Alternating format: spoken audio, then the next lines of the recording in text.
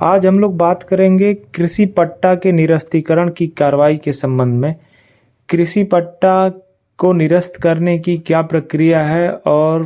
कृषि पट्टे को निरस्त करने के लिए वाद कितने समय सीमा क्या है, कितने समय के अंदर उस मुकदमे को दाखिल किया जाता है और वह मुकदमा किसके समक्ष दाखिल किया जाता है और किसी भी कृषि पट्टे को निरस्त करने के लिए किस धारा के अंतर्गत हम वाद दाखिल कर सकते हैं। तो सर्वप्रथम हम जानेंगे कि जो अनियमित आवंटन यानी जो विधिक प्रक्रिया दी गई है कृषि आवंटन करने की,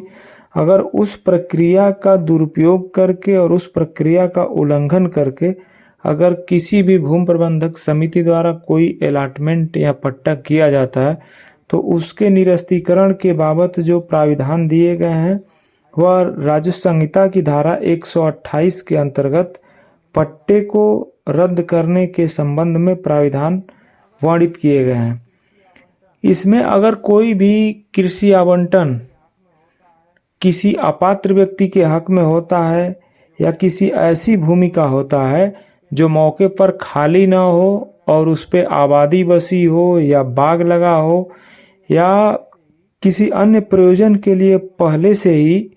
उपयोग में लाई जाती हो, अगर ऐसी जमीन का आवंटन किसी व्यक्ति के हक में कर दिया जाता है तो उसको निरस्त करने के लिए उस आवंटन से क्षुब्ध व्यक्ति जो होता है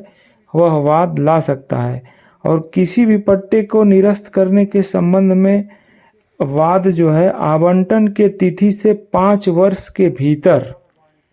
जो है राजस्व संहिता में वर्णित है कि अगर कृषि पट्टे के निरस्तीकरण का वाद प्रस्तुत किया जाता है तो वह वाद आवंटन की तिथि से 5 वर्ष के भीतर ही दाखिल किया जाएगा और यह आवेदन पत्र कलेक्टर के समक्ष दाखिल किया जाएगा और आपके आवेदन पत्र के क्रम में कलेक्टर जो है उस पट्टे की जांच के लिए आदेश करेंगे और संबंधित तहसील से उस आवंटन की जांच होगी। यदि जांच में वह आवंटन गलत पाया जाता है तो जो आवेदन पत्र प्रस्तुत होता है उसको एडमिट करके यानी उसको ग्राह्य करके पट्टेदारों को कारण बताओ नोटिस जारी की जाती है और कारण बताओ नोटिस जारी करने के उपरांत उस पक्षों को सुन करके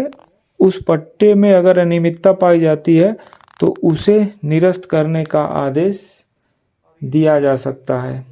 और ये जानकारी आपको कैसी लगी ये कमेंट बॉक्स में ज़रूर बताएं और यदि आपने हमारे चैनल को सब्सक्राइब न किया हो तो कृपया इसे सब्सक्राइब करें, ऐसी जानकारियाँ आपको प्राप्त होती रहें। धन्यवाद।